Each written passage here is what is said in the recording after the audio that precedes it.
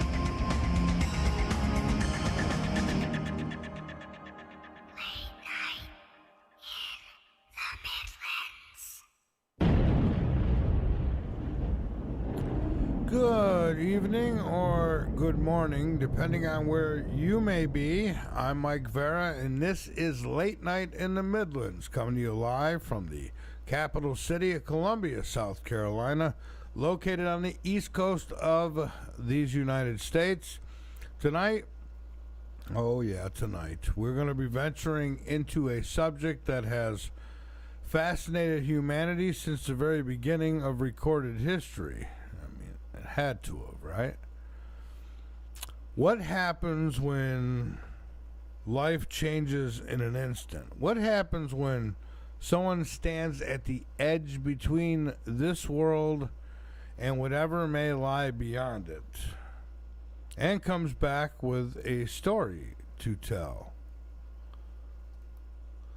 Our guest tonight is author, near-death experiencer, and spiritual survivor Peg Fields from supernatural encounters that began in childhood to a life-altering near-death experience that left her legally blind and physically challenged. Peg has spent years searching for meaning and experiences many, I guess, would never dare discuss openly. At one time, it was like that. Her books, The Shadow in the Corner and The Ring Within the Ring, explore not only the paranormal, but also the power of healing, resilience, purpose, and hope. And tonight, we'll discuss near-death experiences, spiritual encounters, life after death, the unseen world around us, and why some of life's greatest challenges may actually become our greatest teachers. So grab your favorite late night beverage, settle in, and keep an open mind. Peg Fields joins us in just a little bit, and I think it's going to be an interesting show. This will be her second time joining me here on Late Night in the Midlands. And hello to everybody over on YouTube. I do believe that we are broadcasting to you tonight as well. So howdy how. We'll see how that goes. So we're on Rumble, we're on YouTube, we're on MikeVara.com, which is the home of all we do. We're on the Paranormal Radio app. We're on the Alternative Media Radio app. We are also on TalkStream Live, the app. And I don't know, a whole bunch of other places. And after the fact, the podcast gets thrown out there everywhere. Spotify. The list goes on. What are they all? Yeah, Amazon. It goes to them all. That's all I know. It goes to them all.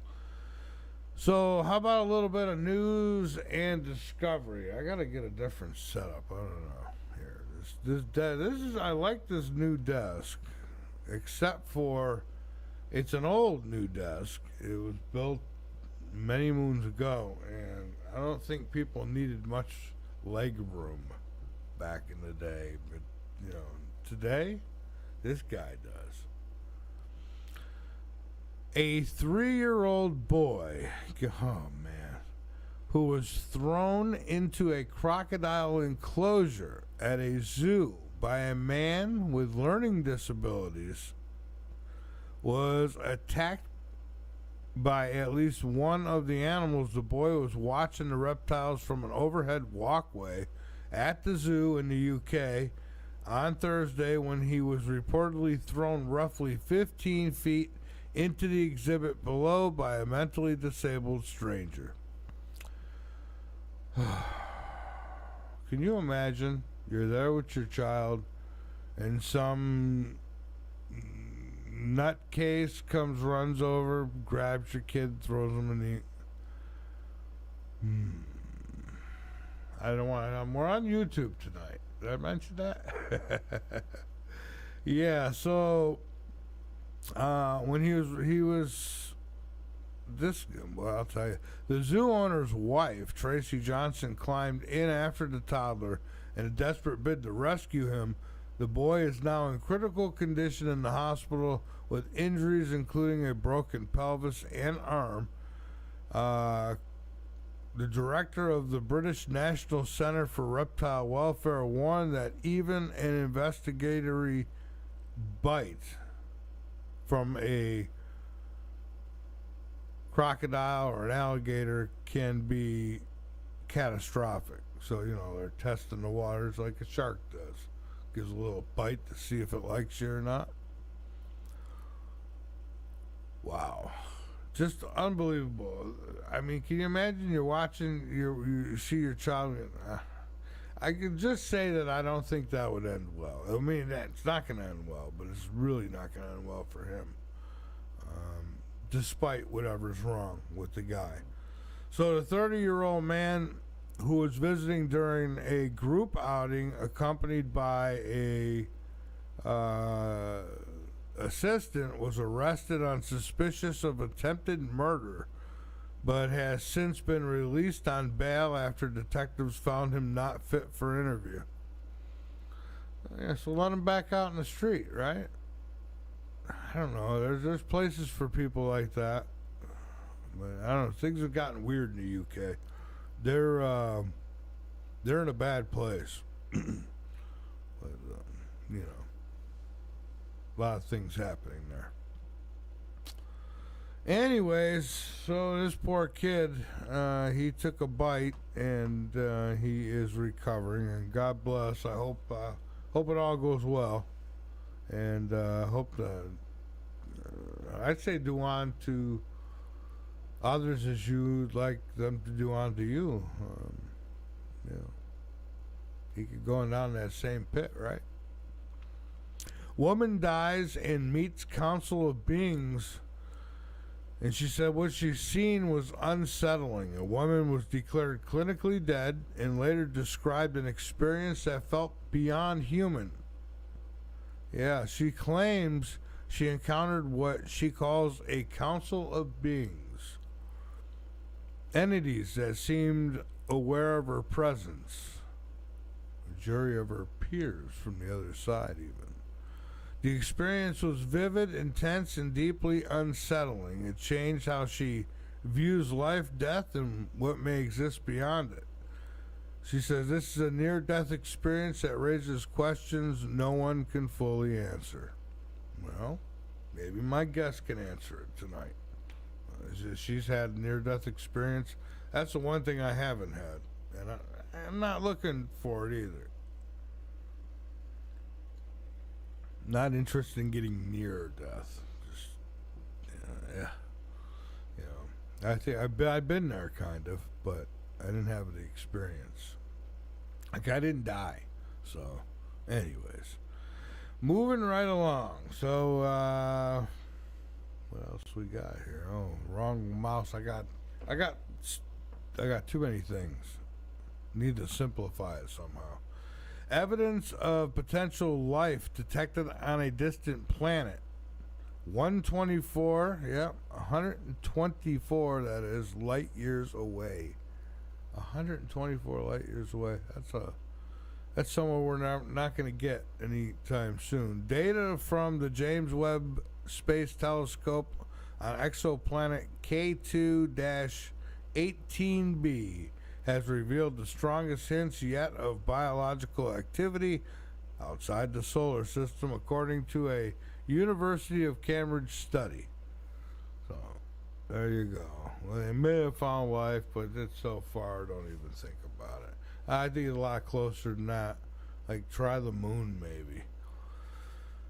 All right. I think that'll do. When we come back, I will have Peg Fields, and I will, after the second break, I will open a couple of phone lines if people want to call.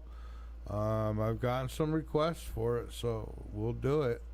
And don't forget, the website is MikeVara.com. Go on over, become a late nighter, be informed, inform others, and help us out, because without you, there is no us. Everything costs money, and it's something that we don't have a lot of over here. So help us out, hit that donate button so we can continue to bring you the best guests with the best information. All right, I'm going to take a break. When I come back, Peg Fields will join me. So don't run away. Go get your, like I said, favorite beverage and meet back here. We'll be right back.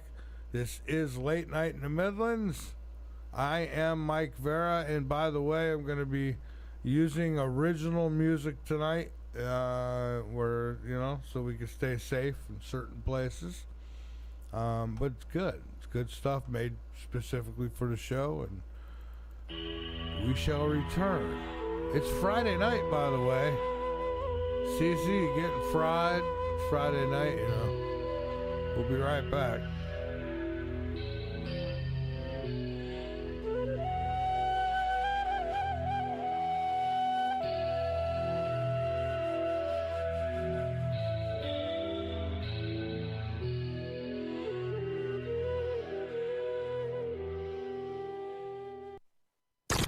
This station is now the ultimate power in the universe. Here at Late Night in the Midlands, we believe in truth, awareness, and taking care of our minds and bodies. That's why I'm proud to share Mike Vara's long-standing friendship and partnership with Dr. Leonard Horowitz and his Healthy World store. Dr. Horowitz and Mike go way back. They've supported each other through the years because they share the same mission: bringing people the truth and helping them live healthier, stronger lives. His products are crafted with your health in mind, using the highest quality natural ingredients that you can feel good about putting into your body. When you shop at the Healthy World store, you're not just making a choice for your health, you're also supporting Late Night in the Midlands and the VAR network. Every purchase helps us keep the truth on the air and the conversation alive. So do something good for yourself and for independent media. Visit the Healthy World store today, and let's keep both your body and the truth strong. HealthyWorldStore.com, health for you, support for us. Just click on the Healthy World store banner on the homepage of our website, MikeVara.com. Start your day with Late Night in the Midlands coffee. Small batch roasted in the USA for bold, fresh flavor. Choose from smooth decaf, rich radio blend with notes of dark chocolate and caramel, or bright Columbia single origin with citrus and melon tones. Available whole bean or ground in 12-ounce bags. Order now at MikeVara.com. Late Night in the Midlands coffee. Every sip has a story.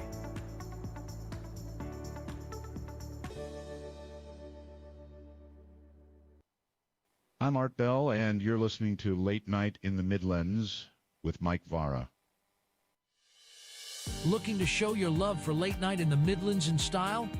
Check out our vibrant, durable vinyl stickers. Perfect for sticking the truth where everyone can see it. Our stickers feature eye-popping colors with eco-solvent ink, a smooth matte finish, and a UV protective laminate for long-lasting durability. Waterproof and weatherproof, these stickers are made with eco-friendly materials so you can stick them anywhere, rain or shine. Need a perfect gift or the ultimate companion for your favorite brew? Grab our glossy Late Night in the Midlands mugs, available in 11 and 15 ounces with bright, crisp colors that pop. Microwave and dishwasher safe, lead and BPA free, perfect for your home office or podcast binge sessions. Get your stickers and mugs now at MikeVara.com. The perfect way to show your fandom with flair. Late night in the Midlands, stick it, sip it, love it.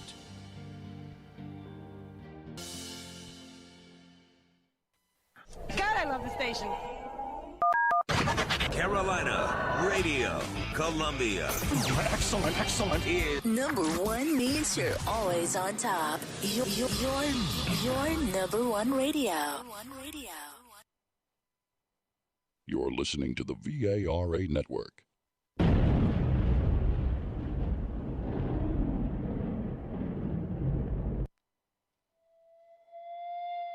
Late night. When the world goes quiet. That's when they come.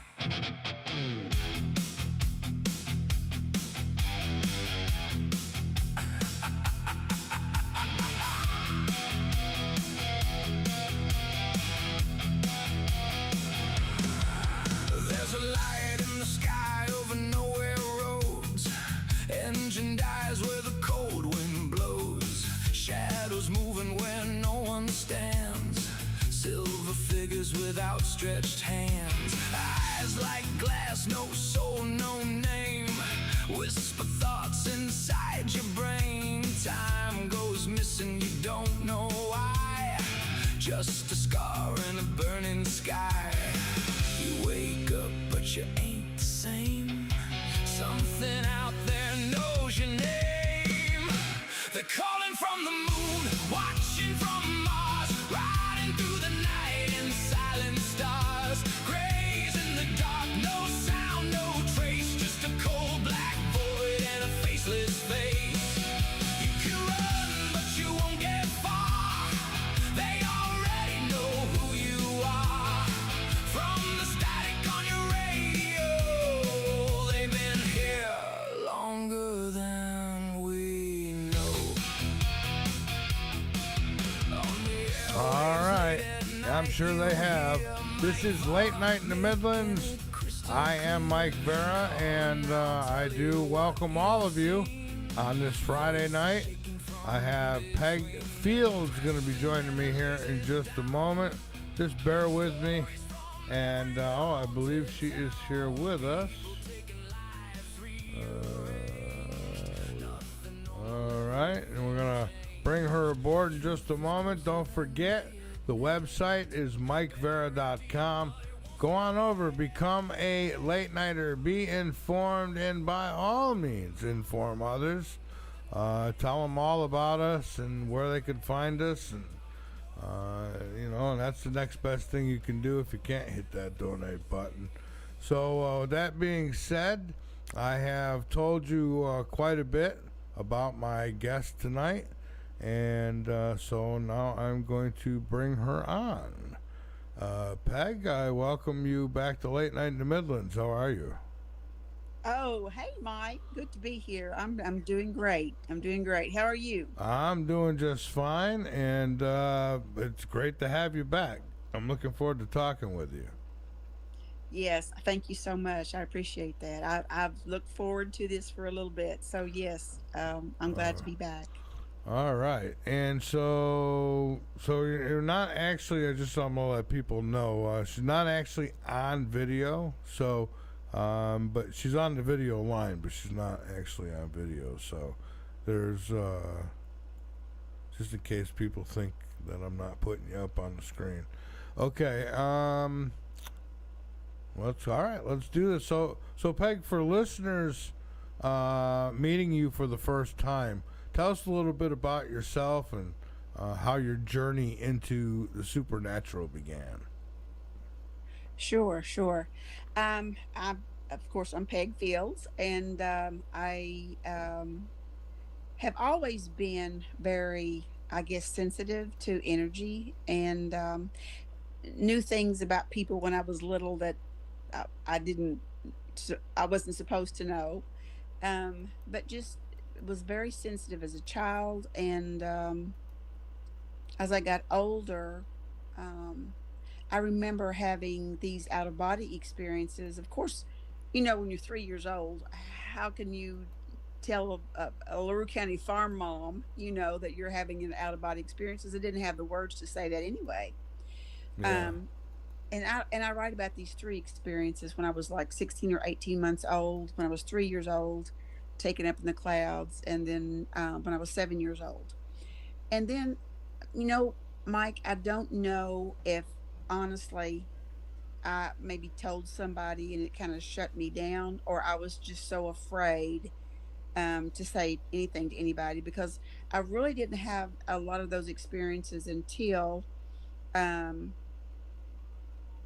I was told to go into the massage therapy program back in the day when massage therapy wasn't a very good career to undertake. And my mother, I remember telling her, and she's like, "Are you sure you want to do that?" And I said, Mom, I really feel like that God's calling me into this for whatever reason.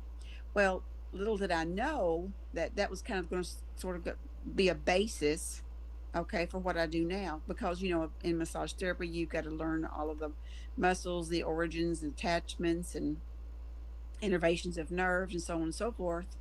And I got my massage therapy license even before, well, actually, it wasn't even a license in Kentucky back in the day in the 90s. So, I learned all those things. And then later on, actually, after I got my degree and everything, later on in life, I taught at a college massage therapy program.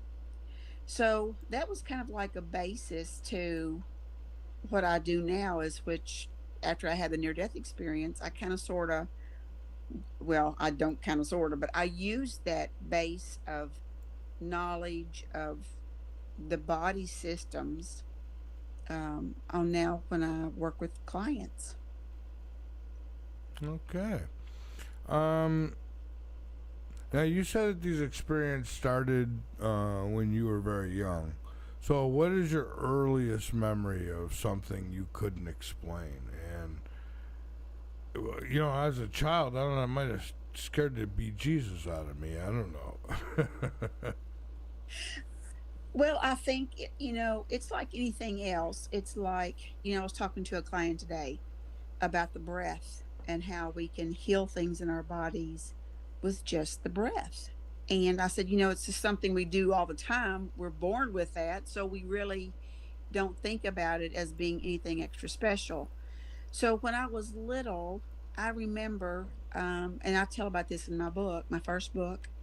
I remember my mother and father and another couple came over, and some extra kids and stuff. We always had, it seems like, a house full of people. Well, our house was that house. Yeah, yeah. And so people came over, kids were playing and everything. But I remember I was very, very little, and I remember pulling on her dress, and her dress tail, and trying to get her attention because the bigger kids, they wouldn't play with me. So she and they were all laughing, and I thought, and she wouldn't pay attention to me, what I wanted. And so I floated my consciousness above on the table to see what was going on, and they were all having fun and laughing. So they like to play rook, which was a card game back in the day, and rummy. And so after I found out what they were doing, it's like I floated back in my body, and then I could see myself pulling on her skirt. So I did like an out of body thing for that too. That's the earliest that I can remember consciously. There are some things like pre-birth, but that might be for another audience. But Yeah, yeah. I remember a joke. So I think it was on Michael Savage show one night, and he talked about the twins that were not born yet. They're still in the womb, and one's telling the other one, "Do you think there's really life out there?" And blah blah blah, And it's kind of the same stuff we talk about here. It's just it's funny. It's long, so I won't get it. I won't try to even. I couldn't even do it justice like he did that night. But so at what point did you realize your experiences weren't something like everyone was having. Kind of special, I guess. Um, as a child, we usually think that everybody else is has the same experience that we have, Yeah. because children really don't have that, um, I guess, experience. The chronological experience that we can look back and say, oh, I was thinking this or I was thinking that, but we just kind of grew up together thinking that maybe everybody is kind of sort of the same as anybody else. But I remember in school, I could I could really embody as an empath. Of course, I didn't know what the word empath. I don't know if that word even existed in our language at that time, but I I could feel them, Mike. I could feel them. I could see what they were going through, um, and sometimes I could see their home life. But I just thought everybody could do that. It wasn't something that I would talk about with someone. It was something I knew and that I did. So It was then, as easy as breathing air. so then you didn't have really anybody that you could talk to about this. Then you just kind of. Oh, no, no one. I mean, and at 3 years old, at 16 months, you don't have the words anyway. Um, but as I got older, I would have experiences, and I would just try to think them away. That didn't happen, or that was just a figment of my imagination, or maybe I dreamed that. Something to kind of calm my brain down. In other words, that these things really didn't happen, so to speak, but because I wanted to fit in. I wanted to be quote unquote normal, whatever that is. Yeah. Yeah, what is normal, right? Right. Yeah. So looking back now, do you think those early experiences were preparing you for what might come later, or what has come later in life?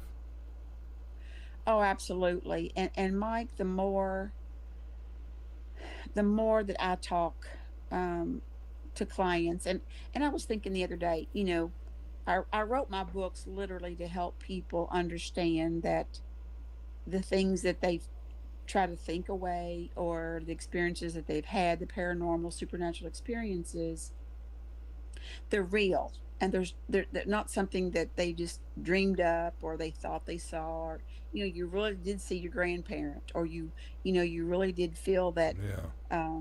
whisp in your ear, that's what your mom did, when she walked by you or something. And it's so localized and individualized to each person.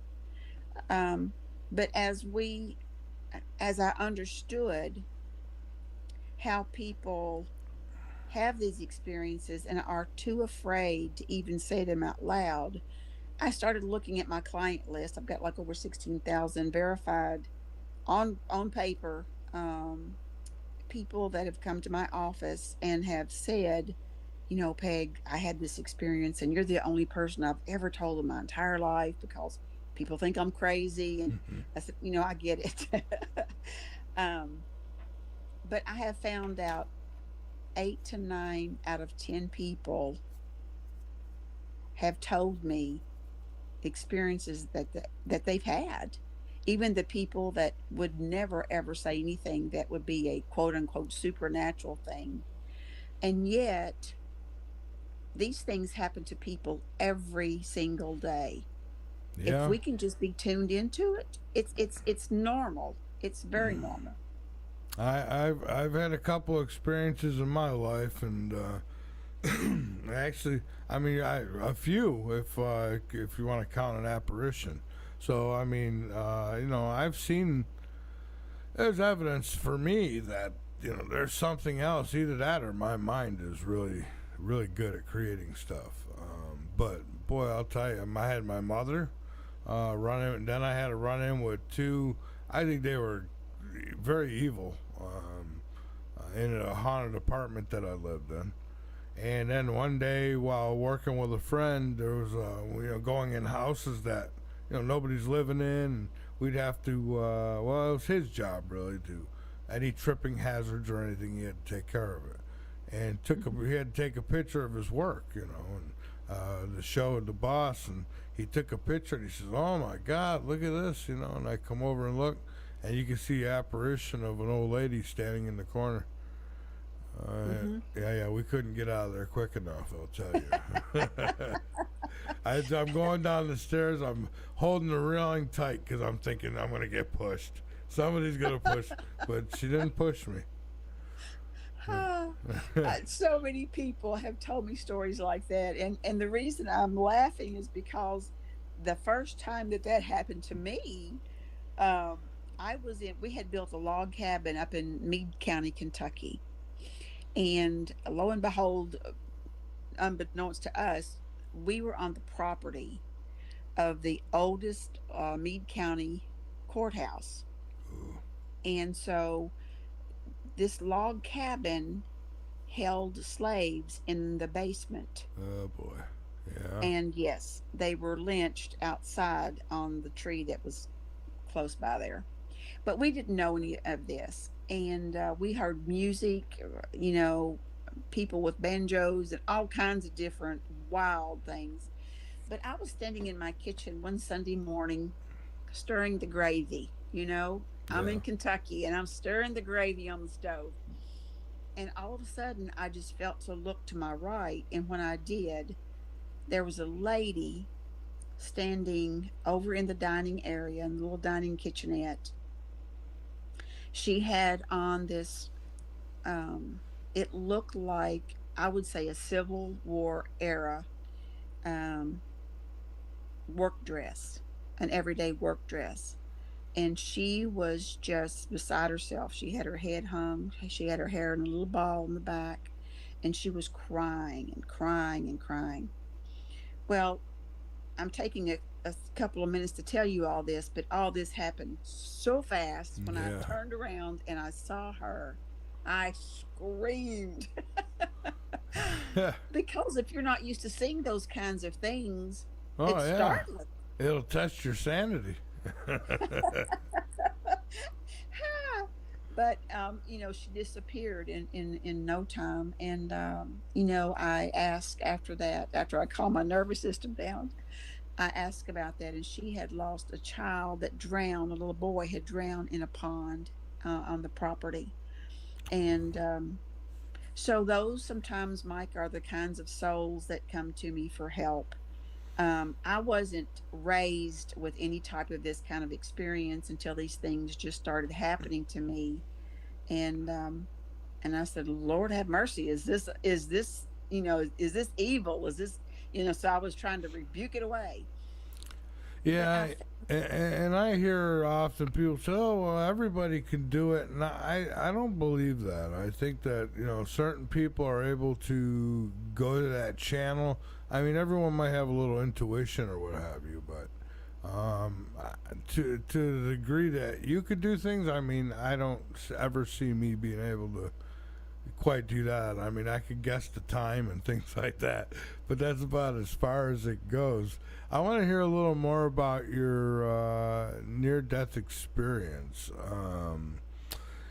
I guess it changed everything for you, right? Can you take us through just what happened? How'd that whole thing take place?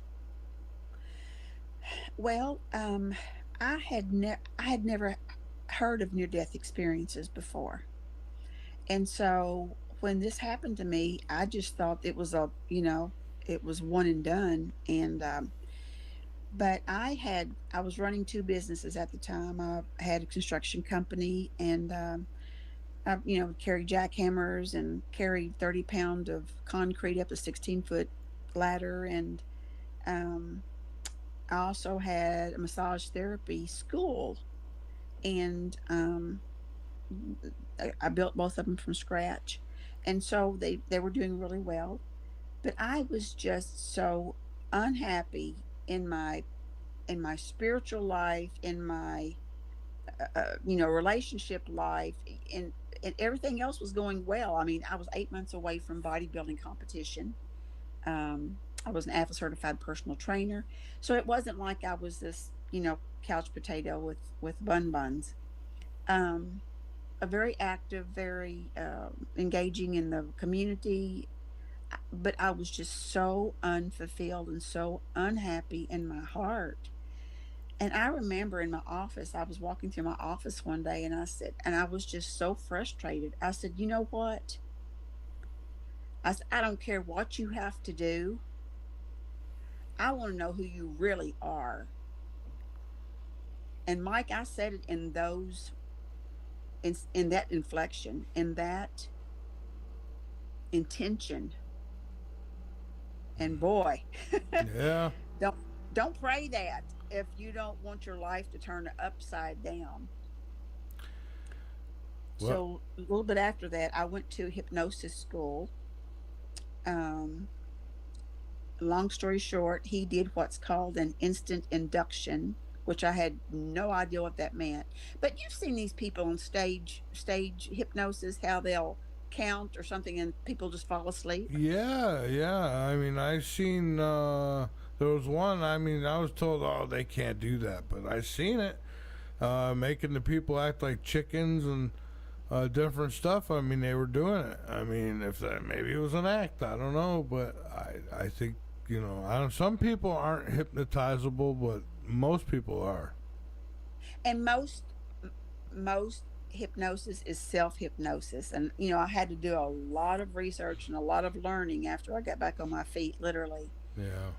But what he did in the class, I was dating a racing official at the time, and he had a temper, and I had never been around anybody that acted like that. And he he tried to put his hands on me. I mean, I'm Oh just going to be boy. carte blanche with you, and it scared me. So I told my teacher, and he's like, "Okay, we're going to do an experiment in class, and I'm going to teach you how to get away from anybody if they are trying to hurt you." And I thought, well, this is ideal. So I go to the class. The first guy up there, he sets him up and he said, now, when I put my hand on your shoulder and on your, it's kind of like on your side, hip like, and I say sleep, you're just gonna fall over. And everybody's like, yeah, right. And so this big tall businessman gets up there, and so he puts one hand on his shoulder and on kind of on his side he says sleep. Well, the guy just leans over just at his waist for about 2 or 3 seconds, and then he just gets up and he's like, oh my gosh, that can really happen. And everybody was in disbelief, right? So guess who's next? um so I get up there, and he puts one hand on my shoulder, one hand kind of on my waist, on my hip, and he says, sleep. Well, I felt myself like starting to like drop, but then I like separated from my body and I could see myself going squatting down. But at that instant, everything went black, and there was this fire that popped up in front of my consciousness. Like everybody else was gone, just everything was dark black, and this fire just popped up, and it felt like all of my insides were pulled out and like jumbled up and then sucked. It was like a sci-fi movie, Mike. Yeah. And then when I came to myself, I was squatted down on the floor, and he was in front of me, trying to get me to I guess wake back up, but I was crying so hard I couldn't even breathe. And so he finally gets me up and kind of waddles me back to my table, and I thought to myself, something wrong has just happened. Um, and I had two businesses to run. So I had to end up within 6 months. I had to shut one down, and I sold the other one very cheap, just so I could Yeah. find money for the doctors. I mean, I was going to doctors and couldn't wear. I couldn't be out in the sun. Um, I couldn't do exercises. My body just started to break down. I couldn't even take a shower without the when the water would hit me, it would feel like nails going in my body for about 6 months. And then after that, that's when the near death experience happened. Um, So And yeah, it was quite a prelude to that. during the NDE, did you have any awareness of like being outside your body? What did it feel like? When that was in October of 2000. Okay. Right. So I continued to live and try to figure out what's wrong with me, going to the doctors, going to specialists, and then within 6 months, where it was like February, Marchish, I would be going in and out of consciousness. I would have beings showing up in my room. I would have it honestly, if you could look at the matrix and that how that stuff glitches, that's what it looked like in my mind in my everyday life. And then one afternoon, I remember my children standing around the bed, and they said, "Mom, we thought you were going to die." And so the day that it happened, I took my young child. I had one child at home. Took him to school, and I came back, and I was exhausted, so I laid back down in the bed, and all of a sudden, there's no like there's not even an instant where you are somewhere else. You're just somewhere else. But I felt like I was in this seat. I didn't feel like there was a seat underneath me, but I felt like I was sitting down. And Mike, I was in the most darkest place. I had never seen that dark of a room in my life. And I'm sitting there, I'm thinking, what in the world's going on? I didn't think about, well, I was just now in my body. I didn't think about any of that. I'm just sitting there, but I had no pain. And see, before that, that's one thing I left out. My pain got so severe, I could hardly walk. I was very, very much crippled. Man. So I'm sitting there in this dark place, and there's no light at all. And I'm just sitting there thinking, okay, God, what is this? I'd never had been to that place like that like before. I wasn't afraid, no pain. And then all of a sudden, up to my right, there was this tiny speck of light. And I thought, what in the world? And so as that light got brighter and bigger and bigger, when it got about the size of a small orange or something like that, I knew what it was. I knew it was home. So I'm taking my arm, right? And I'm pushing up because I know if I can open my hand, I'm going to be there. I'm just going to be home again. And I got my hand almost open, but I was pressing so hard. Have you ever pressed so hard that you just shake? Oh yeah. The older I get, the easier that is. So I was just shaking so hard and pressing to open my hand, but then all of a sudden my hand was lowered back to my body. And that light became, it looked like that light, I call it liquid light. It looks like the closest thing I can describe. It's like, when you see those things on cartoons, how those sparkly things pop up on cartoons. Oh yeah. Yes, that's that brightest bright you can ever imagine. It doesn't hurt your eyes. And then my arm was lowered. That's amazing because me and a friend of mine had a sighting of a craft in the sky one night. This was back in 2013, and I would describe it kind of the same. The light, when you looked up at it, it was super bright, but it didn't hurt your eyes or blind you. And if you weren't looking up, you wouldn't never knew it was there. The light did not reflect down. It stood within itself. It was just amazing technology, and the colors were so brilliant. I mean, I never seen nothing like it since or before. Yeah, the colors in heaven are just, we don't have colors here. Yeah. Even the browns there are bright. They're not muted like they are here. Even the most beautiful color you can think here in on the earth, Hmm. the colors there are just totally different. They're just, and the flowers follow you. Yeah. So, did you encounter any beings or relatives or any light or messages of any kind that stayed with you or no? Well, you know, after I learned about other people's near death experiences, about them going to heaven and going to the libraries and flying around, doing all their things, I'm like, wow, I don't want to have another one. I don't want to have something that would derogatory that would cause me to have another near death experience. But Yeah.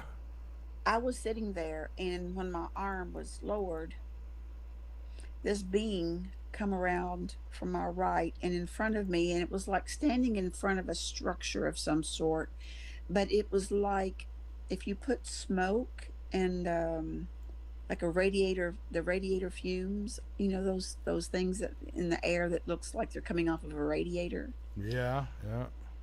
and smoke and mist. If you mixed all that together, that's what it looked like. And from that being said, Peggy, it's not your time yet. Very regretfully, like, it's not your time yet. Like they wanted to cry, it's like, and Mike, I can't even tell you the feeling. I can't even tell you the disappointment and the heartbreak of that. It was I can't even tell you in that instant what I felt. Yeah, I couldn't imagine, but I think I get it a little bit at least. And when I back in 2014 when I had my heart attack, I remember I never lost consciousness or actually died or anything, but I remember just thinking, geez, that could have been it, and now I'm gonna have to do this again someday because I survived it and such. But I mean, I'm glad I did. But at the time, I was thinking, oh my, I got 1 foot in. Let's just go. A lot of people, I've talked to people that have the same thought that you do about, well, we got to do this again. Yeah. But if you had that, and people say, well, you didn't really die because, you know, there's only one time you die and you come back. But no, that's not true. When our consciousness leaves this body, we are we are not dead at all. Our physical part is, but who we are, how we think, our likes or dislikes, our personality, Yeah. I've that is going to stay with us. I've had the out of body experience. I have never had the near death experience. I guess the only difference between the two is that one you kind of got to die to get there, but right? Or is there more to it?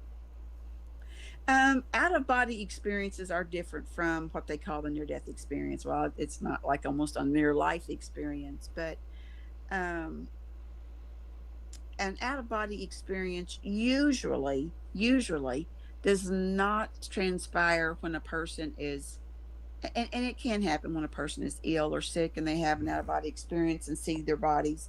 But usually, an out of body experience is just where the consciousness will leave the physical body, and you can actually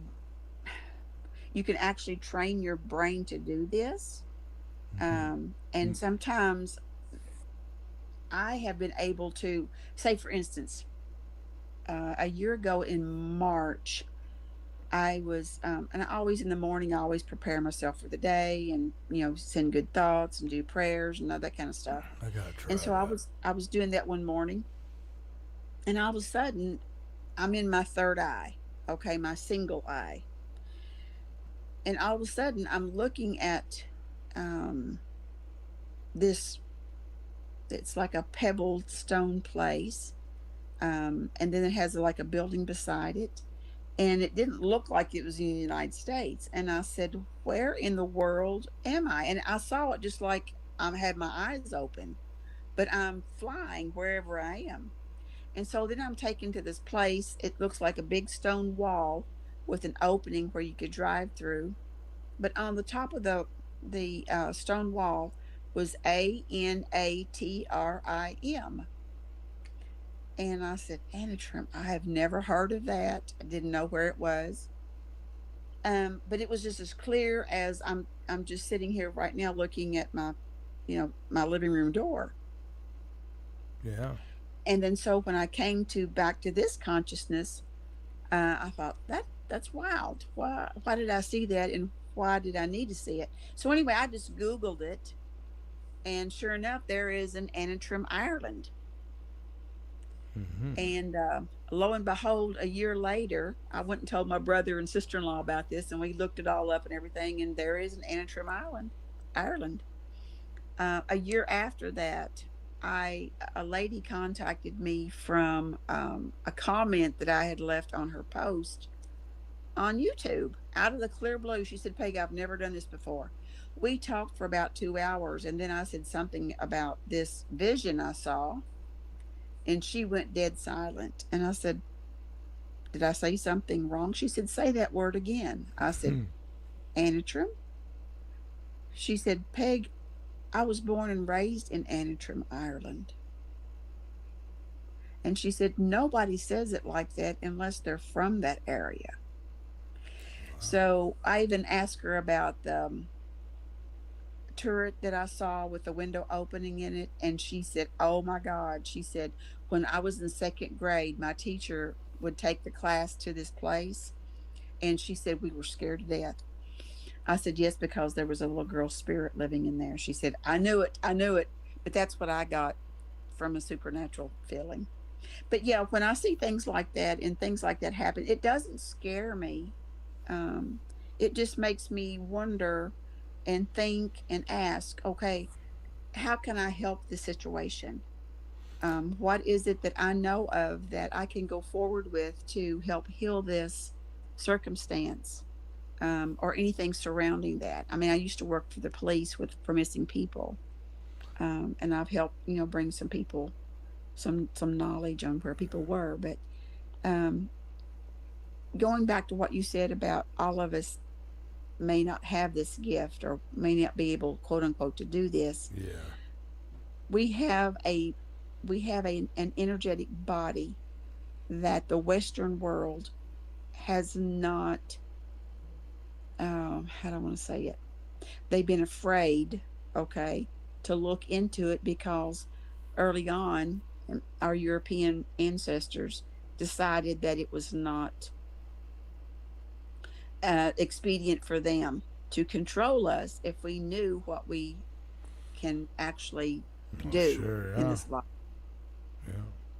You know? Yeah. Well, I mean, they're masters at keeping knowledge from us because knowledge is power, and with it we could do good things. But when we don't know the history or the proper history or whatever, we're bound to keep making those mistakes. But and we're human, so we're very self-destructive.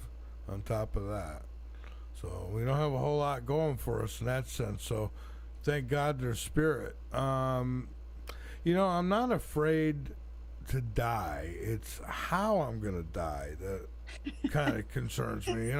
If you've ever been, who hasn't been in a hospital, and you walk by a room and you see someone and you say, oh my God, thank God that I'm not going through that.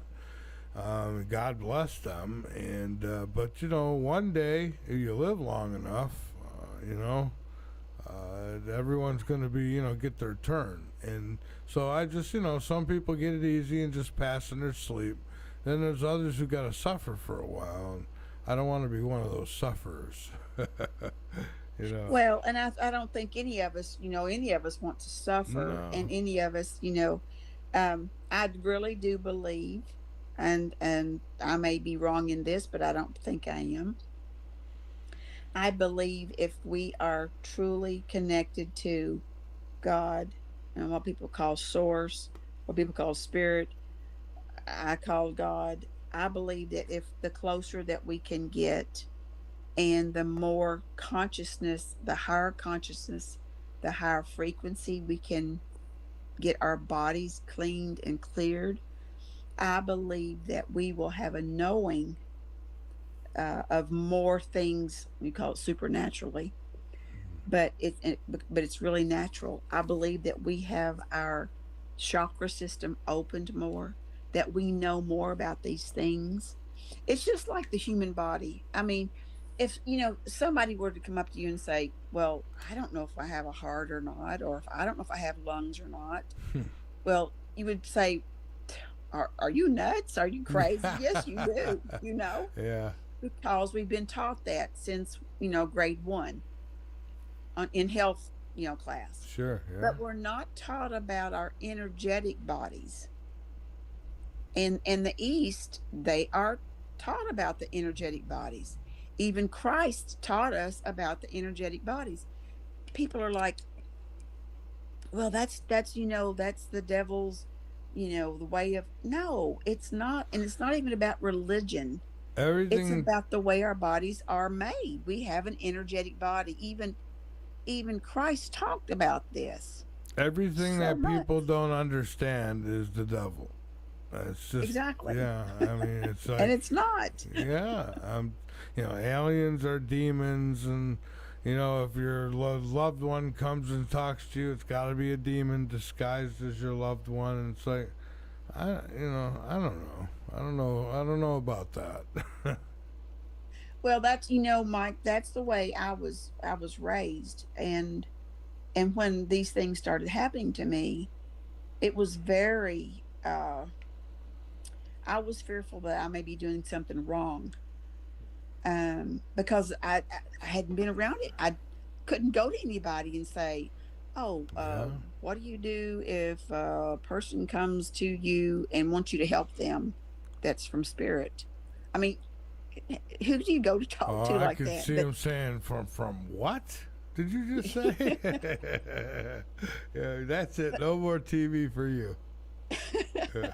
But I was led to a lady that actually had a near-death experience in the early 2000s, and she helped me so much to understand about spiritual things. Although she finally got to the point, she's like, "Peg, you are way above me, and I can't help you." So she sent me to her teacher, and her teacher said the same. So, so each of us have our own gifts. Now, is that something that is our calling? May not be, but I think that's something that we can actually utilize in our calling. Um, but yeah, so to be able to go from massage therapist to learning all the muscles, bones, tissues, and all that, to being able to see inside people's bodies now, which I look back, Mike, That's amazing. and I could do that before the near death experience, but it wasn't until afterwards, until this totally blew open my nervous system. It felt like I was electrocuted. My central nervous system was literally fried. I couldn't sit in a room with lights on. I still sleep at the end of my bed, not at the foot of my bed, not at the head of my bed, because I can't stand anything close to the top of my crown center, my crown chakra. Oh wow. All Yeah, right. it's eased up, but I'm still not. It's still very much aware of my crown center. Well, before we take this break, one more question, quick. Do you? I have a feeling I know the answer to this, but do you fear death today? No, No. no, oh no, not at all. If everybody could just understand that when we cross over, that there will be people there celebrating us. Not only our family, is going to be there. They will be there before we even finally cross over completely. But it's like a celebration. So when you come to Earth from that other realm, which we call heaven. But when we're from that other realm, we ascended here first. I mean, we descended here first. We will ascend back to that realm. People, I'll say people, the spirits talk to us and say, "Oh my God, like you went to Earth, you know how brave." So yeah, there's a whole other um, there's a whole other story behind all of that. Yeah, no, I am not afraid. Do I want to, like I'm like you? Do I want to be in pain and suffer and all that? No, I mean no one does. But I mean it's instant. You know, there is no sting in death. It's all celebratory. It's amazing, amazing. Yes, it is. All right, Peg, hang on with me for a few minutes. We're going to take our last break. When we come back, folks, I will open up a couple lines for anybody who might want to call. I'll be putting the numbers in the chat room. I'll also be giving them out on the air here. And when I return from the break, my guest tonight, Peg Fields. Very interesting story goes with her. And, well, it's Friday night. You're listening to Late Night in the Midlands. You're watching Late Night in the Midlands. And, well, we're coming at you live from the VARA Radio Network. So hang on with us for a few minutes on this Friday night, and we'll be back to do some more of this. Don't go away.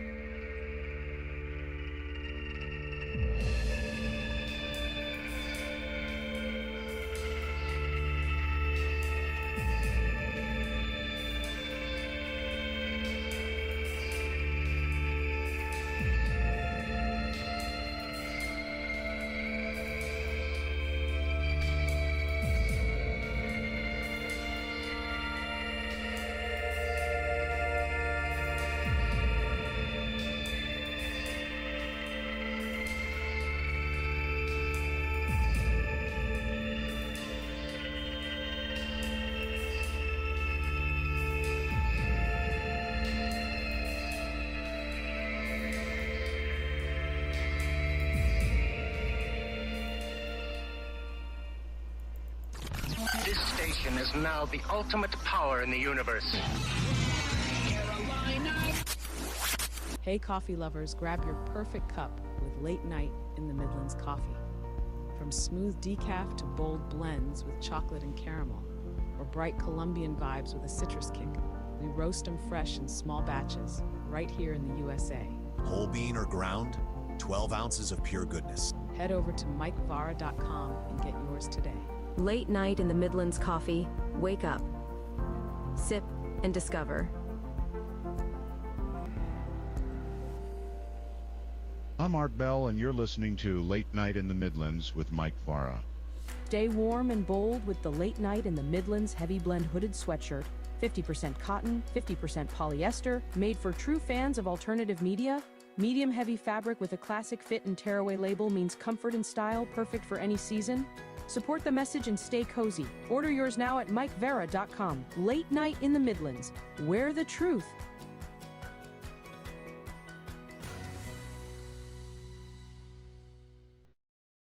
Make a statement with the Political Humor Tee, featuring iconic Donald Trump designs that turn heads and spark laughs. Crafted from soft, eco-friendly U.S. cotton, this unisex heavy cotton tee is built for comfort and durability. Classic fit, seamless design, and a rib collar that keeps its shape no matter where your day takes you. Whether you're out with friends or just making your voice heard, this tee is the perfect blend of style and sass. Get yours now at MikeGuevara.com and wear your humor loud and proud.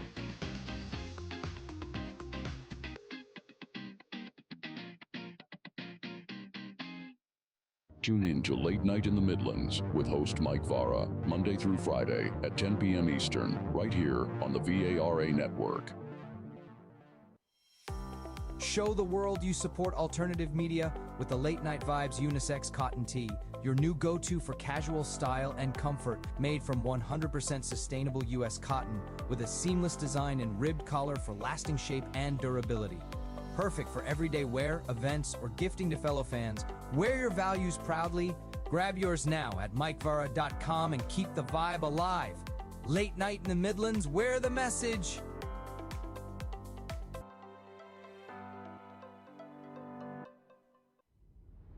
These fan favourites are leaving the store soon, and once they're gone, they're gone. Grab the sleek TLF black coffee mug and the bold, uncensored ceramic mug in 11 ounces. Perfect for your morning brew or showing off your style.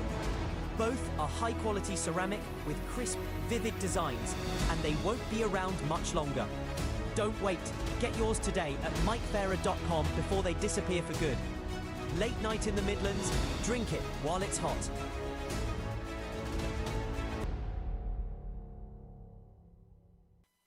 God, I love the station. Carolina Radio, Columbia. Excellent, excellent. Number one means you're always on top. Your number one radio. You're listening to the VARA Network.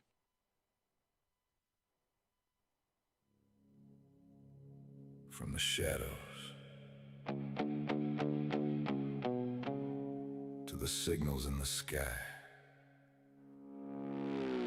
you're listening to Late Night in the Midlands with Mike Vara.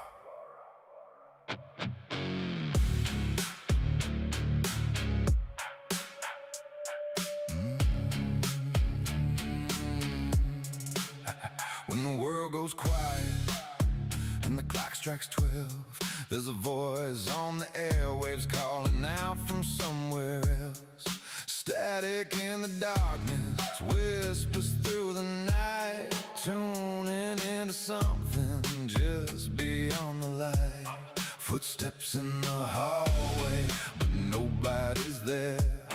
Lights flicker slowly. Is someone aware? You feel it in your bones. Yeah, you can't deny. Something's watching from the sky. Late night in the Midlands. Don't close your eyes. Truth hides in shadows between the lines. From UFO lights to the unknown beyond. We're digging for answers till the break of dawn. Late night in the Midlands. Hear the call where the strange and the unexplained come alive for us all. All right, we are back. This is Late Night in the Midlands, in case you didn't know that. I am Mike Vara, my guest, Peg Fields. It's Friday night. We're coming at you live from the VARA Radio Network out of Columbia, South Carolina. And very muggy, sticky night. It's that time of the year here for the next few months. It's going to be nasty, sticky. And, well, we had some good storms that came through here, too, in the wee hours of the morning. Thankfully, I slept through them. But, all right, let's get back to it. If you want to call in, I could help you with that in just a second. Let me see here. All right, so call-in number 803 766 1394. 803 766 1394. And we also have 803 714 3297. 803 714 3297 and 803 766 1394. Pick your poison, and you can also send questions through the portal.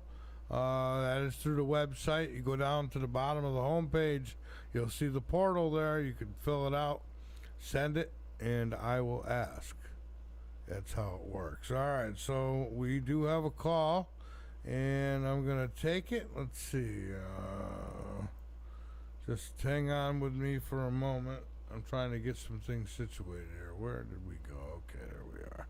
All right, Peg, we are back, and we do have a call. 845 area code. Who do we have?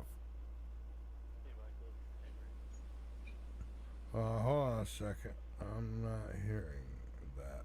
Wait, try that again. What is going on?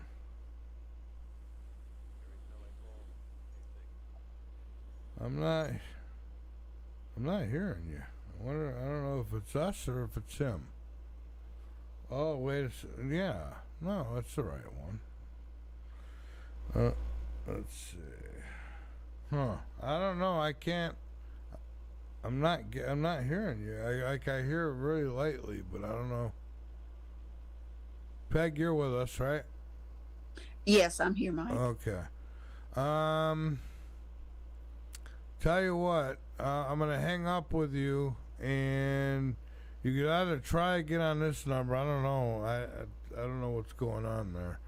But the other number is 803-714-3297. Try that one. 803-714-3297.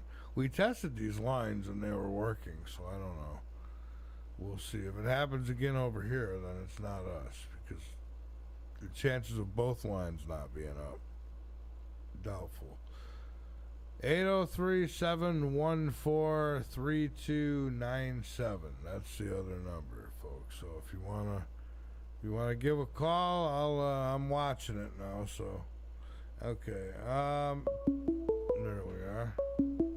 That's not supposed to do that, but okay.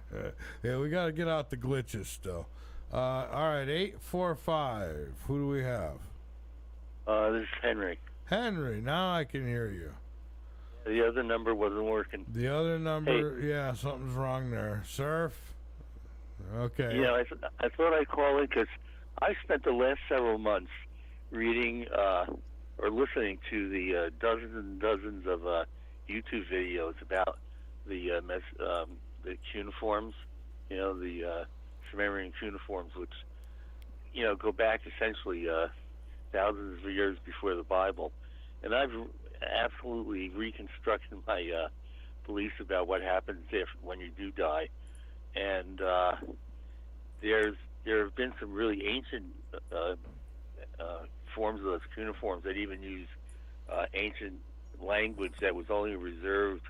Let's say of the million tablets might exist, it's only used on maybe the most important 200, of the most ancient documents of what the Anunnakis tried to convey to the people about this process. And I find it very, I don't even know how to explain, more believable than anything else I've ever read or looked into. But I can kind of condense it in one thing. You were talking about, how everybody reports, we've seen the loved ones, but then they're sucked back in, Some people come back, and 20% of them report different negative experiences. And those people, sometimes when you reject going into the light, which is essentially going into a reincarnation machine, where your soul gets hacked up and combined with another one's soul, and that's why you almost don't remember your past lives, because you're not the same person anymore. And there are explanations where you go through the different Bardo levels, like the Tibetan Book of the Dead explained, like where you might see some entity that says, you might want to go back, reincarnate again, and because you still have a few more things to work out, but it's always these other entities trying to get you to just go through that reincarnation machine again. But there is a way to get to out of the circle, and it's this: when you go into you have to ignore all the voices that say, "Do you want to go home or come with us?" or all the visions you might see of all the good old days, where you can go back and be with your loved ones, you maybe have that one car that you really wanted and never got. You ignore all that. Don't talk to anybody. Don't answer any questions. Keep a kind of vacant mind and go into the light field, and look for there's an alternate door in there where it will open if you find it, and you will be invited in. And that's where you go through the self-analysis through answering 3 questions. And you're not judged on what you did. You're judged on how you view those things now, okay? And the 3 questions are these. And you have to understand there's 2 sides to the questions and some subtleties. But you'll figure it out when you know what the questions are and you have time to think about it before you die. And they are these. What did you take that you were never given? The other one is, what did you give that you were never asked to give? And the third and final question is, what did you know of that you never acted on? Now, if you analyze those 3 questions, you'll see that, for instance, like, what did you know about that you never acted on? That could be something you knew it was bad, that you never warned anyone or said anything about it. You never spoke up, or something that was good, but you didn't bother to tell anyone. Then again, no good deed goes unpunished. Right. But and did but in the question like, what did you take that you were never given? No, I thought about it. Like, I've played in bands with Are people you that have hearing? more talent. Hold on a sec, Peg. Are you hearing Henry? No, you completely went down. I have not heard anything since just now. Answering. Oh, so you can hear me, but you can't hear Henry. Oh, I can hear you now. I didn't know that anybody else was speaking. No, it was completely dead. Oh, so I don't hear her either. I hear you, Michael, but I don't hear her. Oh man, I don't know what happened to these phone lines. Something did, but well, let me finish it up. It would take 1 more minute, and you could convey it. So, like, you could say, for instance, like, let's say I was, as an example, let's say you meet somebody and you really like them, and you give yourself to them, but they are still involved with someone else. Maybe you're kind of interfering with their life somewhat by giving yourself to them. you kind of gotta give me. You gotta give me a question, Henry, because I can't leave her just hanging like that. Well, I'm just saying there's 3 questions. That's what the uniform tablets say, and if you even know them, you'll get kind of like brownie points for knowing them. It's, what did you take that you were never given? What did you give that you were never asked to give? And what did you know of that you never acted on? And it's a sort of self-judging thing, and that's what the cuneiforms say you face. If you can get to that door where they let you in, and then if you're in. All right. Well, sorry about that, Henry, but she can't hear you. I had to run. Something's going on, Peg, with the phone lines. I apologize. We tested them and they were working. I don't know what could have happened, but something did. Both lines having an issue, so we'll get them fixed. But in the meantime, we'll just keep going. So many people probably would have been giving up after facing blindness, right? You dealt with that. Physical limitations. What is it that actually kept you moving forward and not giving up? Well, after I had that near-death experience, and when I came back in my body, as soon as I came in from the top of my head and my heart started beating again in my body, it felt like nails going through my body and my veins and my arteries. It was the most horrendous pain you could ever imagine. And so I stayed with it like that for years. So I knew that I wasn't going to die. Okay. I knew that I wasn't going to die because they sent me back. It wasn't my time yet. So there would be times throughout the next few months that, I would go to doctors, I would go to specialists. My blood work was perfect. My heart was perfect. Everything. They're like, you got the heart of a 16-year-old. You'll live to be 100, and all your blood work is perfect. And you look like hell. You look like you're going to die, but you're not. And I said, no, I'm not. I've done that. They won't let me go.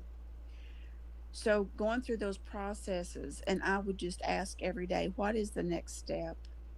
What is the next step? And, when you're legally blind, you wake up one day and one side of you can't even see. The next day you might be the other eye, you can't even see. The next day maybe both eyes. I would forget how to walk upstairs. I would be driving and to go somewhere, to the store or something, and start to go back home and forget how to get home. Forget my phone numbers, forget my baby's faces. It was very it was a very difficult time. Oh, that would be, yeah. You know, and each day I would be like, and I would just pray, and I would be like, what's the next step? Literally. So When did you realize that the suffering actually had a purpose? You know, our suffering always has a purpose, but Yeah. sometimes, I'm going to say most of the time, if not all the time, and I'll probably get some kickback on this, but it is a choice. And let me back that up with this. One morning when I was in the morning, I was, you know, praying and saying my blessings and things for the day. I heard suffering is indecision. And I said, what? Indecision? So I made the analogy of this.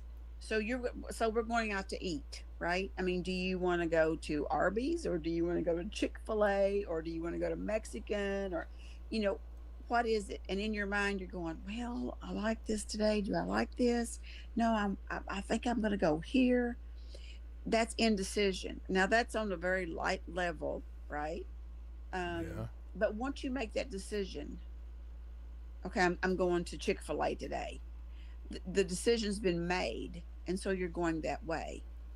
Now, when you tie that back into suffering of any sort, and I know I've had chronic, horrendous pain, horrific pain. People couldn't even touch me. I couldn't even pick up a pen to write my name, Mike. That's how much pain I was in, all over my body. And you say, well, if you chose to get out of that, well, there's certain consequences to what we choose, so to speak. Say you decide to, or someone decides to run a stop sign and they get hit. Sometimes you can run a stop sign and not get hit.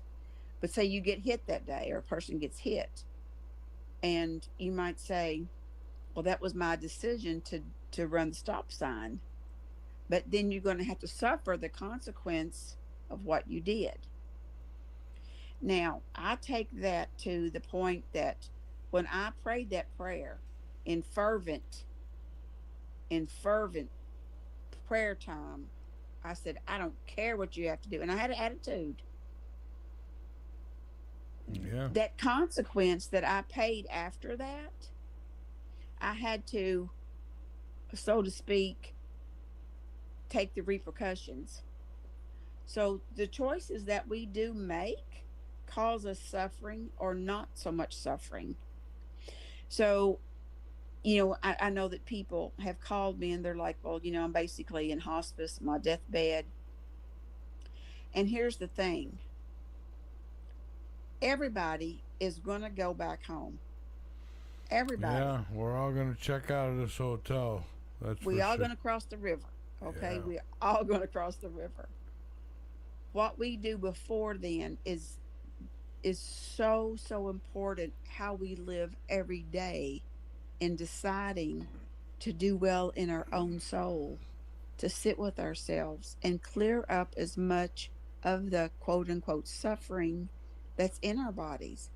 And I know people ask, well, Peg, you know, I've got this chronic whatever.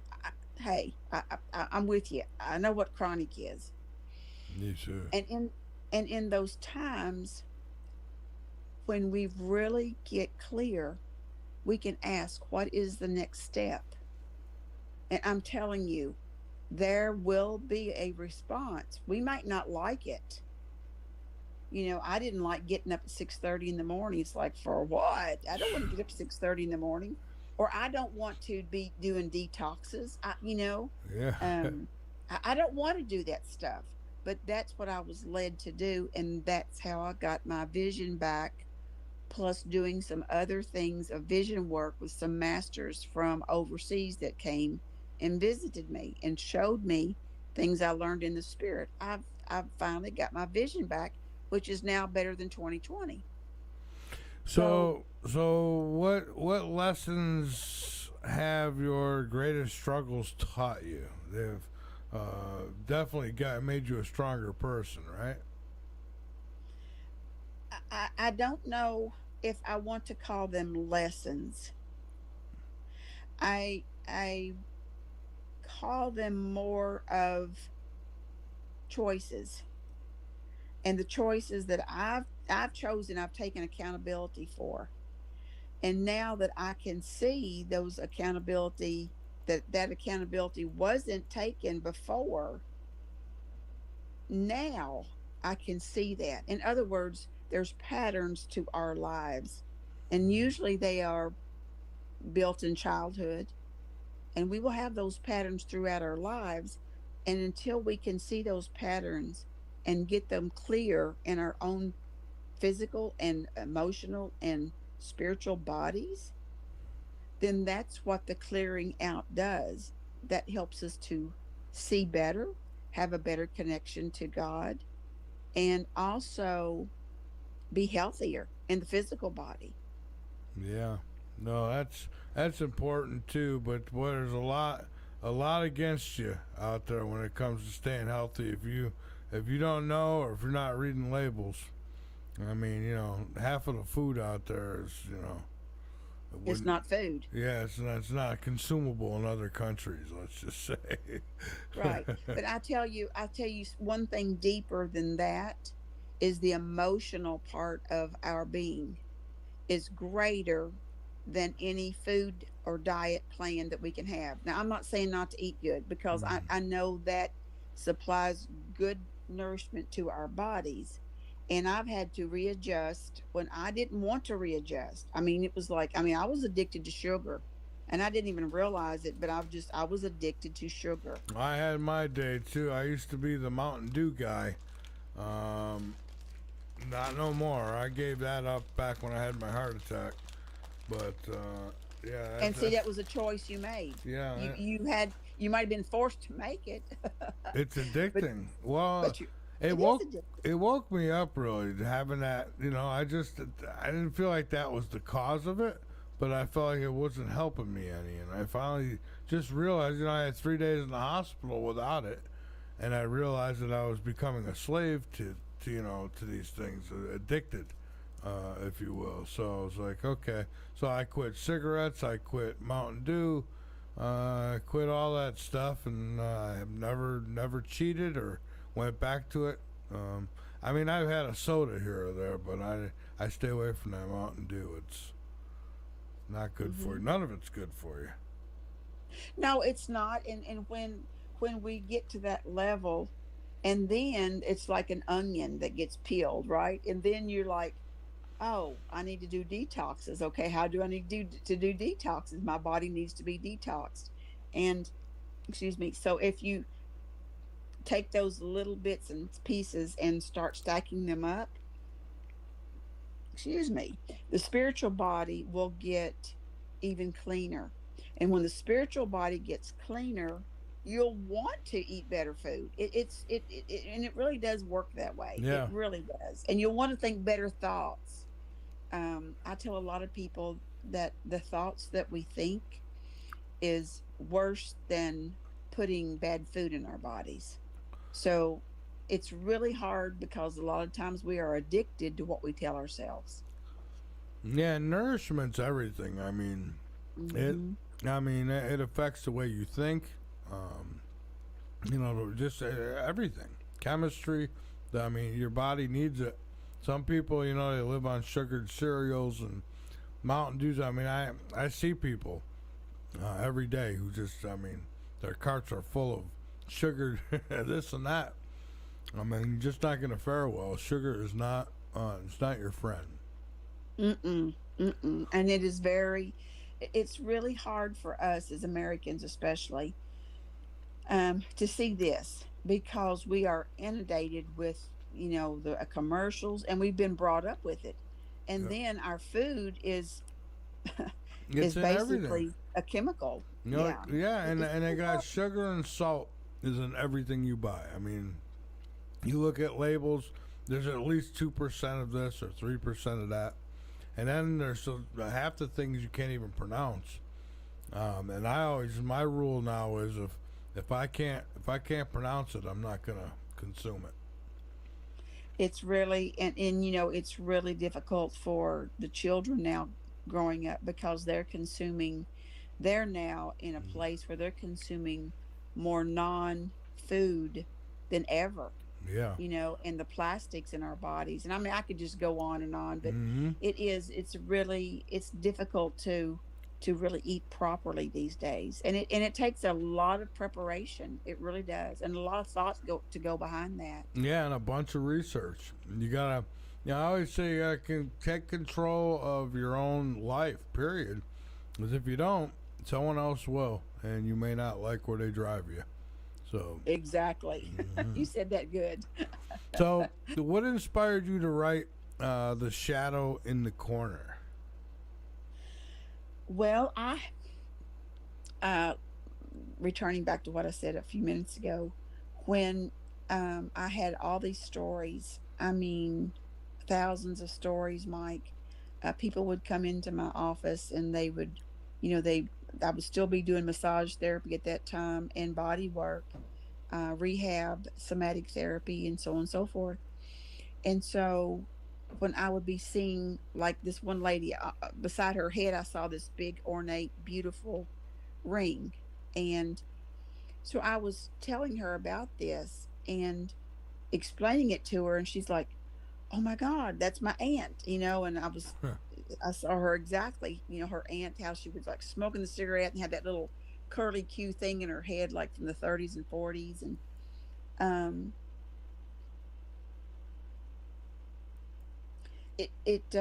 ask me your question again, please. Oh, I asked what inspired you to write The Shadow in the Corner. Okay, so during all these times that I was getting these stories, I knew that they would help people to realize that healing was there for them. But The Shadow in the Corner, and I've got two books out. One's The Ring Within the Ring. That's the second book. And the third one's going to be The Angel Beside My Bed.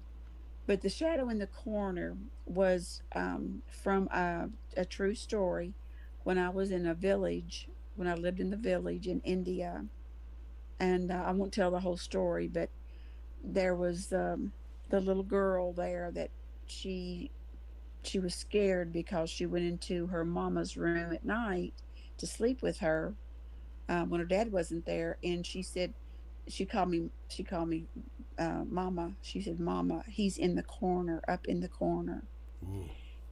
And so I said, "Okay, not after tonight." And the book tells about why she was scared of him, and you can imagine. But anyway, so I had them to go out of the room, and I started scanning the room and asking, "Okay, where are you? How did you get in here? What was opened to let you in?" See, we usually got to have a door open or a little window cracked to let these things in, unbeknownst. Yeah. And I said, "Oh, okay." Because, see, people would go through the streets and sell wares, where would be, cloths or food, tomatoes, or, scarves, all kinds of stuff. They would go through this, village with this big bowl on their head selling stuff. And so I asked the lady, I said, "Is there anything in here that you purchased from someone?" And she said, she thought and she thought, she said, "Yes, I bought a bowl from one of the, people that came by." And I said, and she opened her drawer and she showed me. It was a brand new bowl, really nice. And she started touching it. I said, "No, don't touch it. Let me take it out." And she didn't. She's like, "No, it's a new bowl," and all that. I said, "No, that's how he got in here." So, and I said it was a male. We would call it a male energy. So I took the bowl outside and I said, "You've got to take everything out in here and clean it." They took the curtains down, they took all the stuff out of the cabinets, completely cleaned. And I did a cleaning, a spiritual cleaning on that place. But when they came back in the room and the little girl, she was smiling. She said, "Oh, thank you, thank you, thank you." Um, See, we can sense these things in our house, but we don't know sometimes. It's like an icky Yeah. feeling, but we don't know what to do with it or who to talk to about it. You know what I'm saying? Yeah, oh yeah, that apartment I lived in, it started as soon as I moved in. That night, the first night, I kept hearing cabinet doors. Somebody would pull the door just enough where it would spring back, do do do do do do do, and I'd hear all the doors doing that. And I'd come out in the kitchen, turn the light on, and stop. I mean, that started. Then I'd hear knocking on the wall, and I started thinking, oh no. Tell me, there's got to be mice or something, And I mean, I had electricians come, had pest control come, nothing. So the electric was fine. So when, computers would get shut out, I'd go try to do research, computer would just go off. I was trying to research the building I was living in. It's just, anyways, it was pretty fascinating. I seen for myself that there is this other realm. I don't know what it is, where it is. Nobody told me that. All I know is that there's people on the other side. Some are nice and some are not so nice. And I wonder if they share the same areas, No, I don't think so. No, no, there's not. And um, each person, each individual soul that passes back home, we have in our own mindset what it will look like to a point. But our soul, when it goes back, it is an individualized. So in other words, I'm not a horse person, but the people that I've spoken with that like are horse people. So I'm using an example now. Yeah. When they've had their near death experience, they see horses. That is something they're familiar with, and I believe that is God's way of letting us have like, how do I want to say it, have like a familiar thing around us, because when we hit heaven and we see so much of that, it's so hard sometimes for our humanness to just swallow that all at one time. Yeah. If right now us as humans here on the earth, if we all of a sudden knew everything that our brain could do and spirit could do inside of us, we couldn't hold it all. If we saw, Mike, everything that's around us, it would scare people literally to death right there in the floor. I believe that because we can only see a certain light spectrum. And so even like when we're looking at other planets, maybe we just can't see what's actually going on there. Maybe it's a different light spectrum. Well, and individuals will not allow themselves to see more than what they think they're capable of, unless it is really pertinent that they see something. Just for instance, there is this happened twice in the last year, and I will get a tobacco smell. There's nobody on this property. I live back in the woods. There's nobody on this property that smokes for miles, literally. But this tobacco smoke came in one night, and I said, "Who are you?" I'm asleep, right? But it woke me up. The smell woke me up, and I said, "Okay, who are you?" And I heard instantly, John Sanders. And then I heard in 1863, and then I heard the word Molly. And I said, "Well, what do you want? How can I help you?" And gone, it was gone. I said, "Okay." So the next morning, I always like to get things verified. Yeah. So I thought in my mind that Molly was his wife, right? Well, when I looked up on Google or wherever I looked it up, Safari, whatever, there was a John Sanders, and his brother put him in the registry back in the day, and he had four children. But his wife, I think now that I can remember, I think her name is Dorothy, I think. But his fourth child was Molly. So I don't know if he and Molly were around here when things were maybe not so good. They were running from somebody, or they were trying to find somebody. I don't know, because that's all the information I got. And that is what is frustrating to me. It's like, okay, if I get the information, then let me know what to do with it. That's my frustration point. But yeah, tobacco smoke is, for some reason, and maybe that was just their error, or they're just showing me that they're here. It's gross is what it is. It is gross. Yeah. It's like, show up some other way, but not tobacco smoke. I was a young guy. I used to smoke, and my mother or someone would make a comment and go, "Oh, Mike, you smoke cigarette." I'd get, all pissy about it, And now since I stopped smoking, I remember leaving the hospital and coming home and opening the door, and I was like, bleh. I couldn't go in there. I was like, no, we need to throw. I had no idea how bad it was until I quit. So it saturates your clothes and your furniture. It saturates the wood. Disgusting. Yeah. It saturates your lungs. It's just, it's horrible. I mean, even the Marlboro Man dropped dead. I mean, that's that tell you. He didn't even make it. So, how often do you have readers contact you with experiences similar to stories that you share? How often do I have? Yeah. You mean clients? Yeah. Clients? Like people who read your books and such. Do they get a hold of you and say, hey, I can relate. I had the same thing happen to me? Yes, I have quite a few people.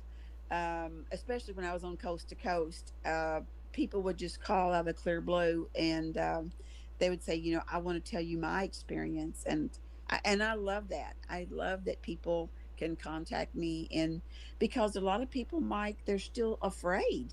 They're afraid of being called a witch or crazy, or they're hearing demons, and most people that sit in front of me, they will literally cry, whether they've lost a child or, a parent or whatever, a spouse. And they'll say, I know it was them. And I can't tell anybody because they'll think, that I'm talking to demons. And it's an outlet for them. And I tell anybody, if you want to be able to have a safe space to tell your story, I'm more than open for that, because I love that they can trust me enough to know that, hey, there's there is no judgment here, and I'll hold that space for them. Right. Yeah, that's great. Now, which of the two books would you say you feel best represents who you are today? Would it be both of them, or is it one or the other? Well, the first book will tell, The Shadow in the Corner will tell a little bit about how I got, it will tell the stories about, when I was a child, and some of the experiences. But what I want to accomplish with my books, I wanted them to be very short, so somebody could throw it in a backpack for the afternoon and read it. And I usually make the last chapter the title of the book, which the second book is The Ring Within the Ring. And all of a sudden I thought, oh, those sounds like Harry Potter books. But they're not. They're true. I'm not saying that his stories are not, but and people will probably get a backlash on that. But I've seen things and heard things and experienced things that nothing surprises me anymore, really, honestly. Yeah. But yeah, The Ring Within the Ring was from my aunt, and that my uncle had showed up. had been passed for years, over 20 years. But yeah, that was a very sweet story.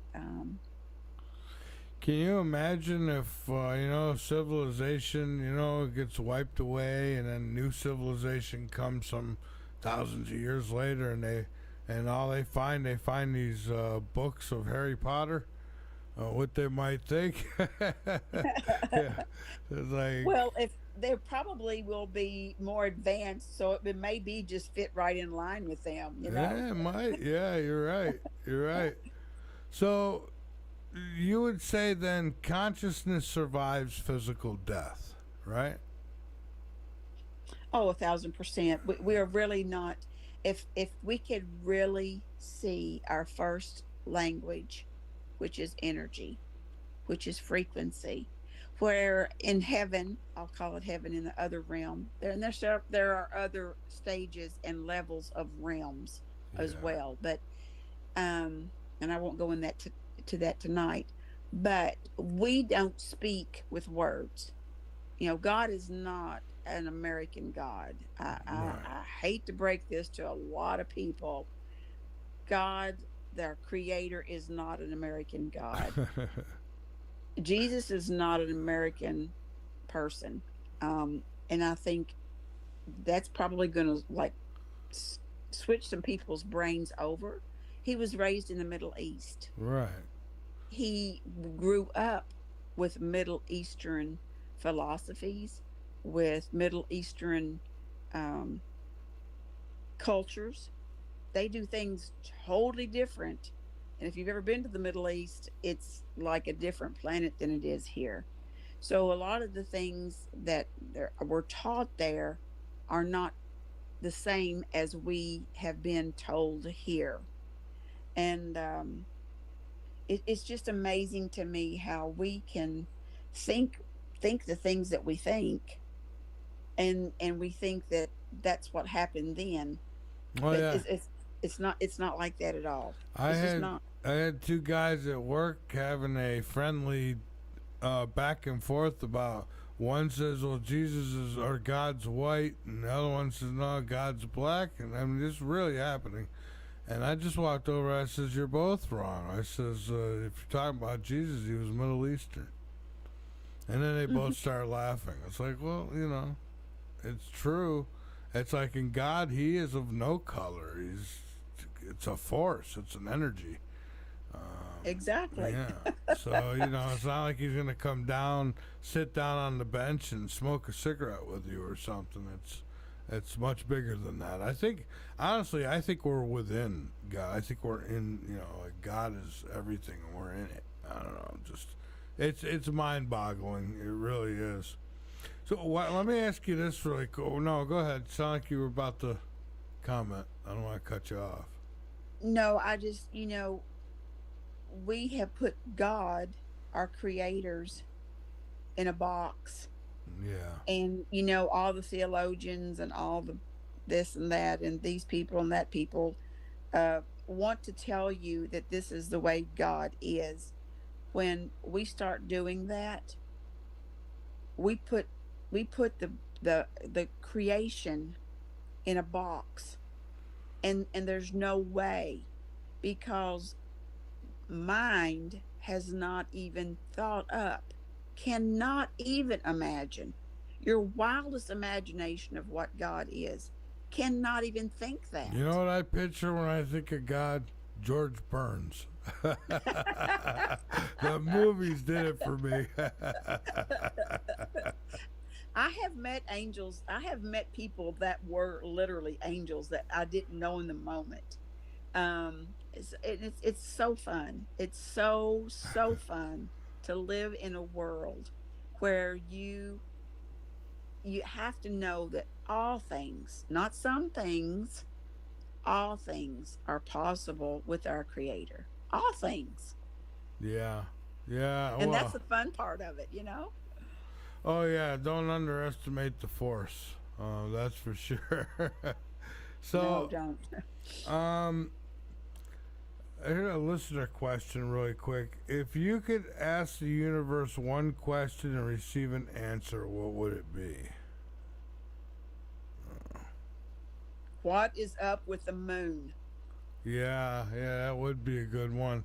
You know, I was reading where the Earth is spinning faster now, and it's saying that the clocks are having trouble keeping up with it. And I'm thinking, what if it picks up enough speed and it just flings the moon away? You know, we're gonna be in trouble here. Well, then people will start flying off the Earth, right? Well, something will happen. I don't know what. The Earth might go back to its original tilt. So some people might get some nasty winters quicker than they wanted to. So listen, we're getting near the end here.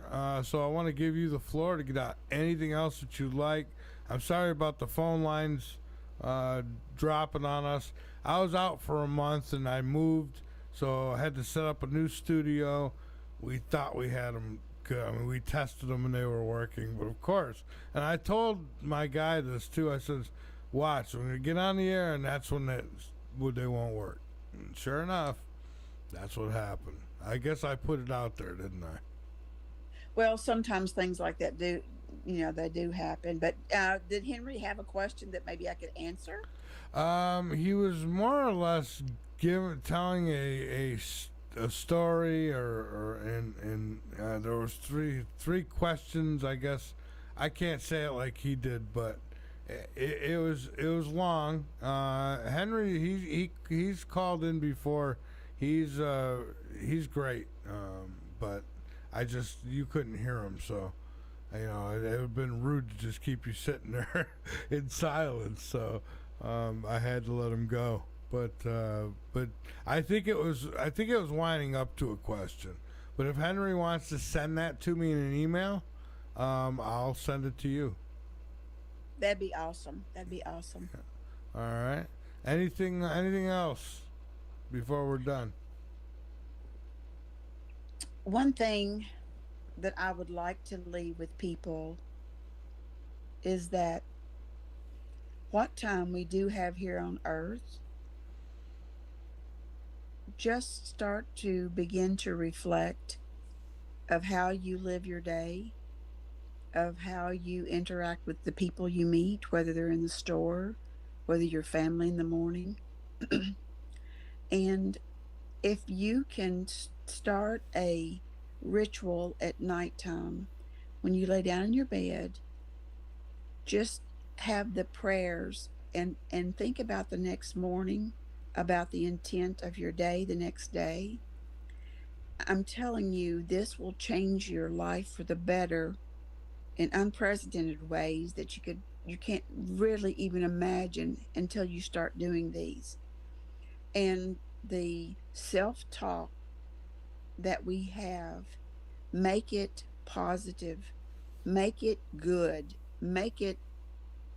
imagine the most wonderful things, even when you are in pain, when you are in a financial issue.